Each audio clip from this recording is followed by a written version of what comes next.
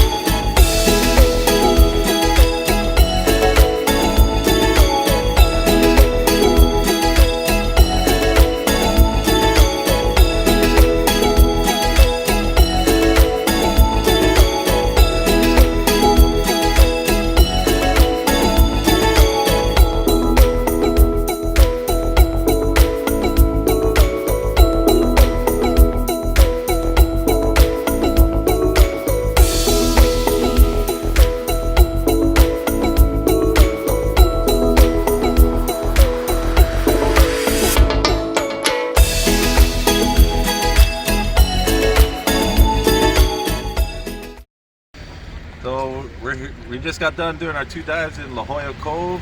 Great dives. I highly recommend this place. I want to send a special shout out to Julian Holton from Dive In Scuba. If you guys ever in San Diego, hit him up. He's a for all your certification and dive guide needs. He's a wonderful guy. If it wasn't for him, we wouldn't have been able to find those caves, and he showed us a great place to get up and close and personal for the seals. So to check out the seals.